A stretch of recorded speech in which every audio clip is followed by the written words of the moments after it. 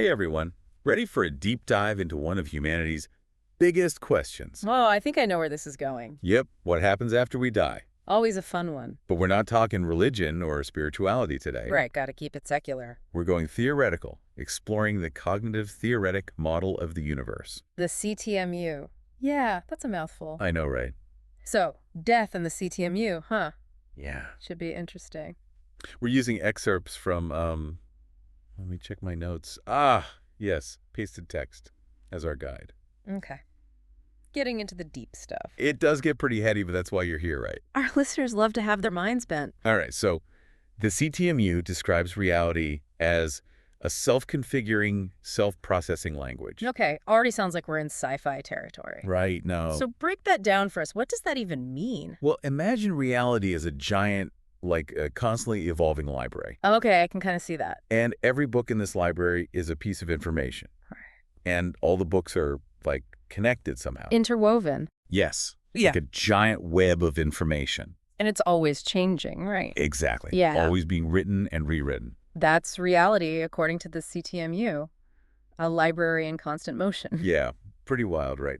But where do WE fit into this giant, ever-changing library? Good question. We're not just one book, are we? Right. I mean, are we even a whole book? I think it's more like we're a chapter. Oh, okay, a chapter. Yeah, a unique chapter. Our experiences, thoughts, everything that makes us, well, U.S. So it forms this distinct pattern of information, this chapter. Exactly, like a signature or a fingerprint. Okay, I think I'm with you so far. Yeah. But here's the big question. When we die, what happens to our chapter? Does it just disappear? The million-dollar question. Right, does someone just rip it out of the book and that's it? Game over? Well, according to the CTMU, the answer is no. Okay, so it doesn't just vanish. Nope. The information, it doesn't get destroyed. So then what happens to it? It gets reintegrated, absorbed back into the system. Hold on. Are you saying that all my memories, my personality, it all gets, absorbed back into? Wait, back into what exactly? Think of it like this. There's this underlying structure, this framework. Okay. And the CTMU calls it the global syntactic medium. The global syntactic medium. It's like the bookshelves that hold all the books in our giant library analogy. I see. So our chapter doesn't disappear. It just gets put back on a different shelf. It's not really about shelves. It's more like our chapter becomes part of the ink and paper, you know? Yeah. Used to write new chapters. Oh, okay. So it's not just stored away. It's recycled. It contributes to the ongoing story of reality. But here's the thing. The global syntactic medium isn't limited by time and space as we experience it. It's all information exists there simultaneously. Oh, wow. Okay, my brain is working overtime here. So what about our consciousness then? Yeah. What about it? I mean, if all our information persists, what happens to our sense of self? Well, this is where things get even more mind-bending. The CTMU sees consciousness as a fundamental aspect of reality itself. Fundamental. How so? It's tied to the way the universe processes information, like it's built in. Okay, that's a lot to unpack, but are you saying that my individual consciousness is just an expression of some larger universal consciousness? It's like a localized expression, yeah. So like a wave in the ocean. It's distinct, but still part of something much, much bigger. You got it. And when we die, the CTMU suggests our individual wave might kind of delocalize, merging back into that vast ocean of universal consciousness. Okay, whoa, now that raises even more questions. Oh, I bet it does. If we're all part of this universal consciousness, what happens to our individual identity? Do we even retain any sense of self? Those are great questions. And honestly, the CTMU doesn't give us any easy answers. Yeah, I can imagine. It's more about encouraging us to wrestle with these mysteries. What does it really mean to be conscious?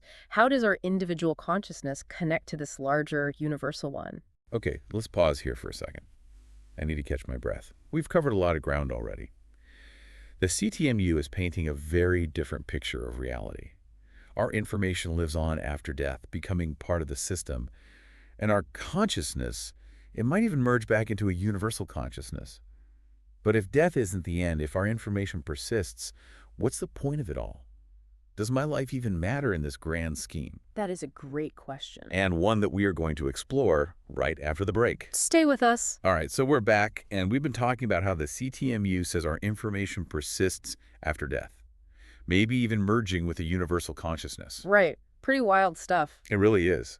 But it makes me wonder, what's the point of any of it then? Yeah. I mean, if it all just gets absorbed back into the system anyway, does my individual life even matter? That's where this idea of teleology comes in. Teleology. The idea that reality, like, has a purpose, a direction. Okay, so the universe has a plan, a to-do list. Well, not exactly a to-do list, but think about it like this. Even in our own lives, we set goals, right? We want to achieve things.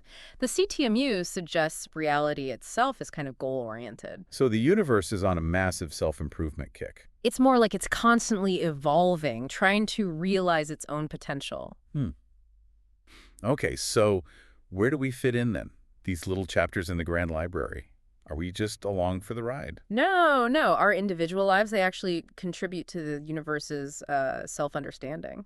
So like every choice I make, every experience I have, Yeah. it's all adding something. Every choice, every experience adds another layer of complexity, another thread to the tapestry. So even something as simple as what I had for breakfast this morning, Even that. it matters. Think about it. Every breakfast you've ever had, every laugh, every heartbreak, they've all shaped you into the unique pattern of information you are today. Wow, okay, that's actually kind of profound.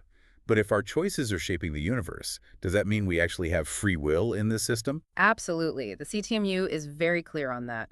Free will is fundamental. So we're not just puppets on strings, we're actually helping to write the story. We're co-authors. The universe learns and grows through the choices we make, the unique perspectives we offer. It's like death becomes less of a full stop and more of a comma. Our story just takes on a different form. Exactly. The CTMU sees death not as an interruption, but as a transformation, a natural part of the universe's evolution. We don't cease to exist, we become something more. This is such a different way of thinking about death. It's not an ending, it's like a metamorphosis, a butterfly emerging from a cocoon. It is. The CTMU encourages us to see ourselves as part of this larger, interconnected system where death is just a transition, a reintegration back into the source. You know, even with all its complexity, there's something about the CTMU model that gives me hope. It's comforting in a way. It offers a sense of connection, doesn't it? We're all part of something much bigger than ourselves, something that goes beyond our physical existence. All right, I think we need a moment to process all of this. We've learned how the CTMU reframes death, suggesting that information is conserved, maybe even merging with a universal consciousness, and that our choices, however small, contribute to the universe's evolution. But if this is all true, if death isn't the end, and our choices really do matter, how should we be living our lives? How should we approach this knowledge? That's a really big question. And it's one we're going to tackle right after this. Welcome back to the Deep Dive, where we've been grappling with some seriously big ideas about death and the CTMU. It's a lot to wrap your head around. It really is. But I keep coming back to this question. How does this knowledge actually change the way we live? Well, it certainly makes you think about the bigger picture, right? It does. I mean, if every choice has these ripple effects, it makes even small decisions seem more important. If we're all part of this vast interconnected system, then yeah, our actions have a significance that goes way beyond just ourselves. Okay, so it's not just about the here and now. It's about the impact we have on the whole system, even after we're gone. Exactly. And I think that's where the CTMU can offer a new perspective on something like the fear of death. Oh, interesting. So if death isn't the absolute end, does that make it less scary? Well, the CTMU frames death as a natural transition, not an ending. Like it's just part of the universe's process. That's definitely a different way of looking at it. Yeah, it shifts the focus from fear to maybe acceptance or even curiosity. Curiosity about what comes next. Yeah, like what kind of transformation are we part of? What's the next chapter in our story? That's pretty cool. But of course, the CTMU is just one model. It's not about negating other beliefs. Right, it's more about offering another perspective, another possibility. Expanding our thinking. Exactly. And personally, I find the CTMU's perspective really appealing. There's something beautiful about the idea that we're all connected. I get that. It's hopeful. It is, and it's empowering. Empowering. How so? Well, if our choices matter, if we're co-creating the universe with every decision we make, then that gives us a real sense of agency. Right, like we're not just passive passengers. We're active participants in this unfolding story. Exactly. We're shaping the narrative with every thought, every action. So as we wrap up this deep dive into the CTMU and the mysteries of death, I want to leave our listeners with a final thought. Okay, I'm ready. If reality really is this self-configuring, self-processing language, and we're all contributing to its story, What kind of story are you telling with your life? Wow, that's a powerful question. It is, and there's no one right answer. But I think it's a question we all need to ask ourselves. What kind of mark do we want to leave on the universe? What will our chapter say? And with that, we're signing off. Keep pondering these big questions, keep exploring different ideas, Keep diving deep. and until next time, stay curious.